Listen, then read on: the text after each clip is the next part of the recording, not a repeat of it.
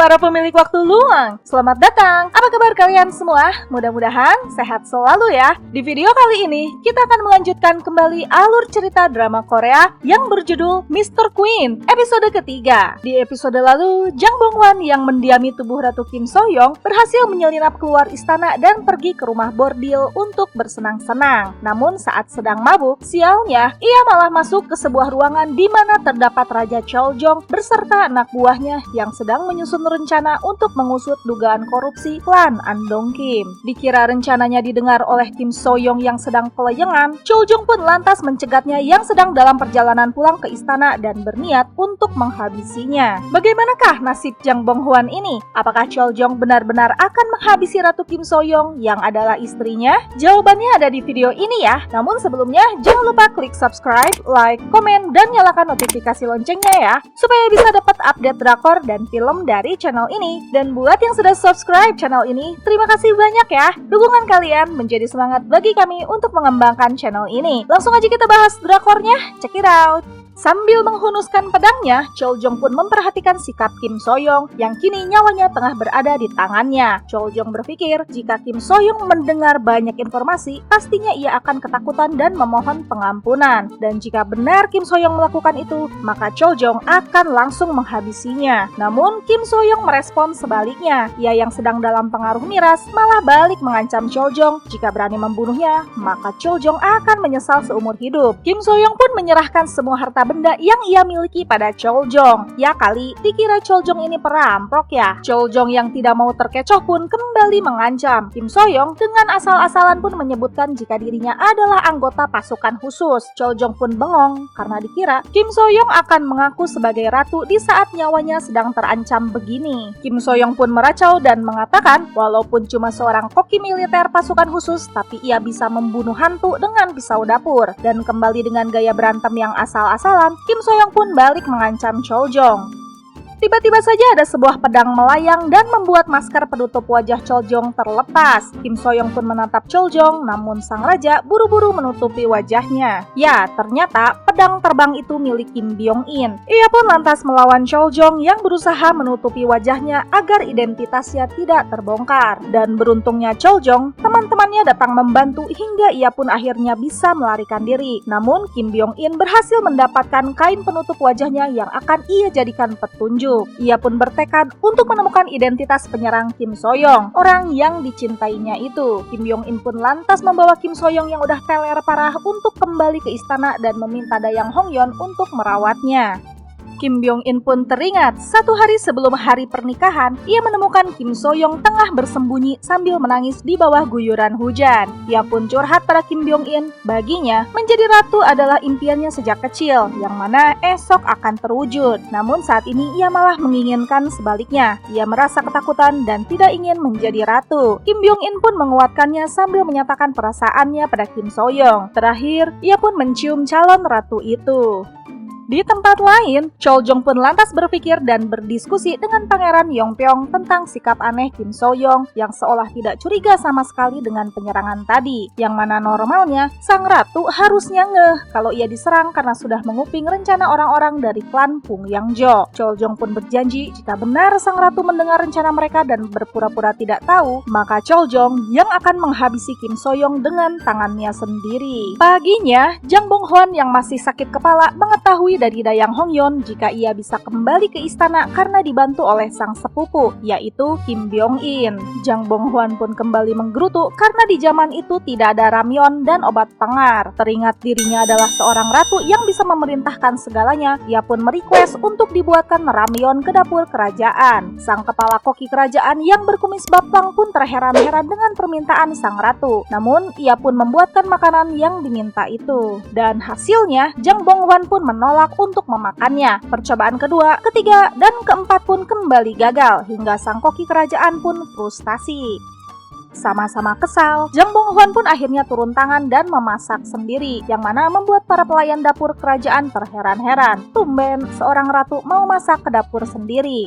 Sang koki kerajaan yang keki pun tersenyum mengejek pada Kim So-young yang salah memegang pisau. Tapi bukan Jang Bong-hwan namanya kalau nggak pamer. Ia pun mulai memperlihatkan skill memasaknya yang membuat semua orang di dapur kerajaan terkesima, termasuk koki kumis baplang. Dan akhirnya ramyeon idaman pun jadi. Sang koki kumis baplang yang masih belum bisa menerima kenyataan jika sang ratu lebih hebat memasak darinya, lantas mencicipi sisa masakan ratu. Dan ia pun gemetar saking kagetnya, masakan ratu luar biasa. Hongyeon yang mencicipi masakan Kim So-young pun kaget karena selama ia mendampingi Kim So-young, ia baru tahu kalau majikannya ini pintar masak juga. Hahaha, ya iyalah, itu kan Jang Bong-hwan.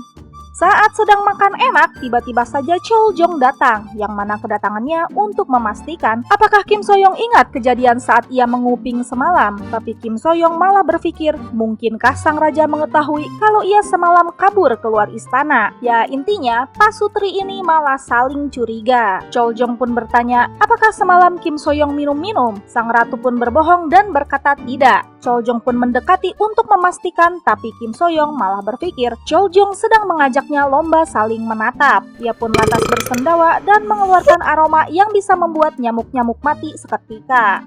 Saat Jang Bong-hwan sedang bosan, Kim Byung-in pun datang mengunjunginya dan mengatakan jika ia merindukan Kim So-young. Kaget, Jang Bong-hwan pun ikutan berkata jika ia rindu pada sepupunya ini. Ya, untuk mencari tahu ada hubungan apa antara Kim Byung-in dan Kim So-young ini. Kim Byung-in pun mengingat masa ketika dulu setelah Kim So-young menemuinya dan curhat jika ia ketakutan, Kim So-young pun diberitakan tercebur ke danau. Kim Byung-in pun bertanya, apakah ada yang mengancamnya? Apakah orang yang mendorongnya ke danau sama dengan orang yang hendak menyakitinya semalam? Jang Bong-hwan pun kaget mengetahui kalau semalam ada yang hendak menyakitinya lagi. Ya, semalam kan ia lagi teler parah. Ia pun berpikir jika Kim So-young ini rupanya tengah dalam bahaya karena dua orang sudah mencoba menghabisinya. Ia pun lantas berterima kasih pada Kim Byung-in karena semalam mereka bertemu. Maksudnya, untung ketemu Kim Byung-in. Kalau tidak, mungkin Jang Bong-hwan sudah benar-benar jadi arwah sekarang. Namun pikiran Kim Byung-in lain lagi. Ia malah teringat pertemuannya di toilet yang memalukan itu. Kim Byung-in pun mengingatkan Kim So-young untuk selalu berhati-hati di istana karena tidak ada orang yang bisa dipercaya. Namun Kim Byung-in berjanji ia akan selalu menjaga Kim So-young dengan penuh cinta walaupun kenangannya malam itu telah hilang.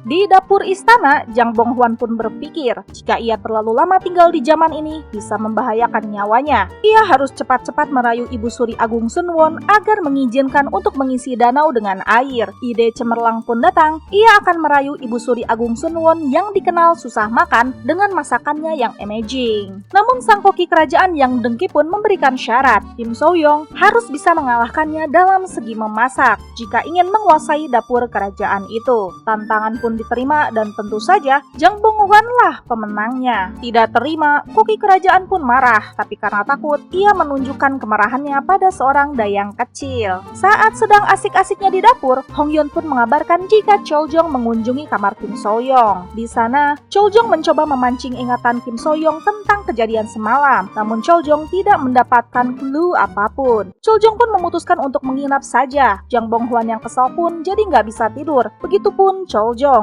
Keduanya sibuk dengan pikiran saling curiga. Ngantuk nggak bisa ditahan, akhirnya keduanya tidur juga. Jang Bong-hwan ngorok, sementara Cheol-jong mimpi buruk lagi. Dan ternyata mimpi yang sama, namun bukan dirinya yang ditebas, melainkan orang lain. Dia yang masih kecil menjadi saksi kekejian itu. Jang Bong-hwan yang terbangun karena mendengar suara Cheol-jong yang lagi mimpi buruk pun berusaha membangunkannya. Namun Cheol-jong yang matanya lagi siwer, menganggap Kim So-young di depannya adalah Jo Hwa-jin. Ia pun memeluknya, namun Jang Bong-hwan langsung memukulinya dan ngomel-ngomel, "Don't touch!" Jangan sentuh, serta menyuruhnya untuk tidur di tempat lain saja. Esoknya, Kim So-young menemui Jo Hwa-jin yang sedang panahan. Ia pun hendak merayu sang selir kerajaan itu, namun seperti biasa, Jo Hwa-jin bersikap dingin. Ia pun lantas mengatakan jika dirinya tidak mempercayai Kim So-young karena telah menuduhnya mendorong ke danau. Padahal Kim So-young sendiri yang menceburkan dirinya ke danau untuk menjebaknya. Jang Bong-hwan pun kaget mendengar perkataan Jo Hwa-jin. Benarkah tubuh yang didiaminya ini berniat menghabisi nyawanya sendiri? Di ruangannya, Choljong yang sedang membuat kaligrafi tulisan Don't Touch pun bertanya-tanya pada Pangeran Yongpyong, yang malah mengira kata-kata itu adalah pesan dari Tuhan. Pangeran Yongpyong pun lantas memberikan sebuah obat misterius pada Choljong. Sementara itu, di kediaman klan Andong Kim, Kim Juagen pun menyuruh orang untuk memata-matai Pangeran Yongpyong dan pengarah khusus Hong, yang mana mereka berdua adalah sahabatnya Choljong. Kim Juagen rupanya tengah mewaspadai gerakan mereka berdua. Tidak mau kalah, Kim Byung-in pun menyuruh Kim Hwan untuk memata-matai orang terdekat Kim So-young. Tapi orang yang pernah berpapasan dengan ratu saat hendak ke rumah bordil ini malah tertarik pada Dayang Hongyeon. Malamnya, Jang Bong-hwan menghabiskan waktu di dapur kerajaan membuat masakan spesial untuk Ibu Suri Agung Sunwon. Demi menarik simpatinya agar mau mengisi danau dengan air, Jang Bong-hwan membakar ikan semalaman. Padahal malam itu Choljong yang habis diberi sebuah ramuan oleh Pangeran Pyong-pyong sedang menunggunya di kamar. Ya, ramuan itu konon bisa membuat seseorang berkata jujur, yang mana akan ia berikan pada Kim So-young. Dan jika benar Kim So-young ternyata mendengar rencana Choljong di rumah bordil, maka ia akan menghabisi sang ratu. Namun untungnya, malam itu Kim So-young sedang sibuk cari muka di depan Ibu Suri Agung Sunwon dengan menyiapkan masakan istimewa. Selamat. Paginya, Ibu Suri Agung Sunwon yang sedang terapi perawatan gigi pun dikejutkan dengan kiriman masakan dari Ratu Kim So-young. Ia pun lantas mencobanya dan terkejut, tidak menyangka cucu menantunya ternyata jago masak. Kim So-young yang lagi gundah gulana menunggu respon sang nenek mertua pun dikejutkan dengan kedatangan Ibu Suri yang memarahinya kenapa baru sekarang ia menunjukkan bakat terpendamnya. Dan berkat usaha kerasnya semalaman, akhirnya Ibu Suri Agung Sunwon memberi perintah untuk mengisi danau dengan air. Yeay, sukses! Tapi melihat para dayang dan Kasim mengisi danau seember demi seember yang nggak tahu kapan bisa penuhnya, Kim So-young pun mengajarkan metode estafet. Ia pun akhirnya jadi mandor di tepi danau seharian demi terisinya danau. Sementara itu, Kim Byung-in yang tengah terobsesi mengungkap siapa penyerang Kim So-young pun akhirnya mencari tahu kain yang didapatnya. Ya, kain itu ternyata hanya dimiliki orang di lingkungan istana. Sementara itu, Dayang Wol pun kesal tatkala dayang lainnya tengah menggibah selir Jo Hwa-jin. Ia pun mengatakan jika majikannya itu dijebak karena Kim So-young lah yang melompat sendiri ke danau. Perkataannya itu pun didengar oleh Kasimnya Choljong yang kebetulan sedang lewat. Malamnya, Choljong kembali menghabiskan waktu di kamar Kim So-young sambil membawa teh melati. Saat mencium aroma melati, samar-samar Jang Bong-hwan pun ingat malam itu ternyata Choljong lah yang hendak membunuhnya. Ia pun menatap Choljong sementara sang raja sudah siap dengan belati di tangannya. Dan Mr. Queen episode ketiga pun selesai. Gimana nih para pemilik waktu luang? Masih banyak teka-teki yang belum terungkap ya. Di episode ini, Jang Bong-hwan akhirnya sadar jika ia tidak bisa mempercayai siapapun di istana. Oleh karena itu, ia berniat untuk cepat-cepat kembali ke dunia modern. Caranya, dengan menggunakan skill memasaknya, ia merayu Ibu Suri Agung Sunwon agar mau mengisi danau dengan air. Dan akhirnya, Ibu Suri Agung Sunwon memberi perintah agar danau kembali diisi. Namun di satu sisi, Choljong yang mencurigai jika Kim So-young yang dianggap telah menguping hendak mencari tahu kebenarannya. Jika benar Kim So-young mengetahui rencana mereka, maka Choljong akan langsung menghabisi sang ratu malam ini. Penasaran dengan kisah selanjutnya? Nantikan episode keempatnya ya. Dan terima kasih sudah menonton channel ini. Dadah!